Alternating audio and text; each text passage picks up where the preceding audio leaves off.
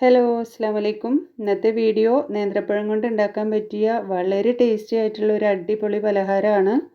അപ്പോൾ ഒരു തവണയെങ്കിലും ഇതൊന്ന് ട്രൈ ചെയ്ത് നോക്കിയിട്ട് നിങ്ങളുടെ കമൻസ് ഒക്കെ ഒന്ന് അറിയിക്കുക. അപ്പോൾ ആദ്യമായിട്ട് വീഡിയോ കാണുന്നവരുണ്ടെങ്കിൽ ഒന്ന് സബ്സ്ക്രൈബ് ചെയ്ത് ലൈക്കും കമൻറ്റും ഷെയറൊക്കെ ഒന്ന് ചെയ്ത് സപ്പോർട്ട് ചെയ്യണം.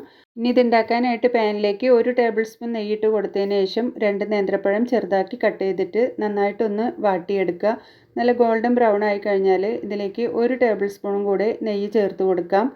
ഇനി ഇതിലേക്ക് നമുക്ക് 1 കപ്പ് തേങ്ങ ചിരകിയതിട്ട് കൊടുക്കാം. ഇനി തേങ്ങയും കൂടി നന്നായിട്ടൊന്ന് മൊരിയിച്ചെടുത്തതിന് ശേഷം നമുക്കിതിലേക്ക് 1 കപ്പ് അവിൽ ചേർത്ത് കൊടുക്കാം. അപ്പോൾ ഇത് നല്ല സോഫ്റ്റ് ആയിട്ടുള്ള ബ്രൗൺ അവിലാണ് ഞാൻ ചേർത്ത് കൊടുത്തിട്ടുള്ളത്. അപ്പോൾ നിങ്ങൾ അവിൽ എടുക്കുമ്പോൾ സോഫ്റ്റ് ആയിട്ടുള്ള അവിൽ തന്നെ ചേർത്ത് കൊടുക്കുക. ഇനി ഇതിലേക്ക് 1/4 കപ്പ് കാഷ്യൂനട്ടും കൂടി ഇട്ട് കൊടുത്തിട്ടുണ്ട്. ഇതിന് പകരം കപ്പലണ്ടി ചേർത്താലും മതിയാകും. ഇനി 1 ടീസ്പൂൺ ഏലക്കായ പൊടിച്ചതും 1/4 ടീസ്പൂൺ ഉപ്പും കൂടി ചേർത്ത് കൊടുക്കാം. ഇനി നന്നായിട്ടൊന്ന് മിക്സാക്കി എടുത്തതിന് ശേഷം നമുക്കിതിലേക്ക് 3 ശർക്കര ഉരുക്കിയെടുത്തതാണ്, അതും കൂടി ഇതിലേക്ക് മധുരത്തിന് ചേർത്ത് കൊടുക്കാം. ഇനി ശർക്കരയൊക്കെ നന്നായി വറ്റി കഴിഞ്ഞതിന് ശേഷം ഇതൊന്ന് തണുക്കാനായിട്ട് മാറ്റി വെക്കാം.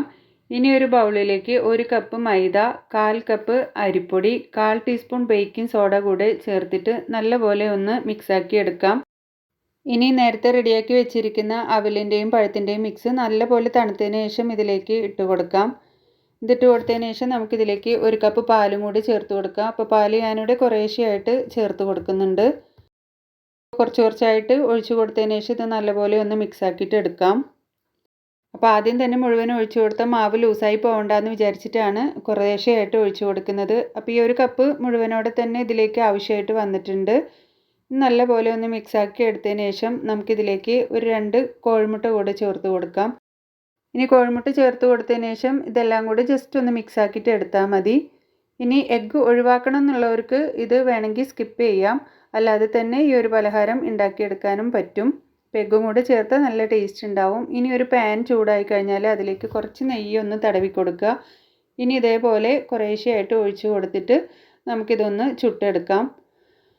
അപ്പോൾ നെയ്യ് വേണം ഇതിലേക്ക് തടവി കൊടുക്കാനായിട്ട്. അപ്പോൾ പശു നെയ്യ് തന്നെ യൂസ് ചെയ്യുക. അപ്പോൾ നല്ല ടേസ്റ്റ് കിട്ടണമെങ്കിൽ നല്ല ഫ്ലേവറുള്ള നെയ്യ് യൂസ് ചെയ്താൽ മതി.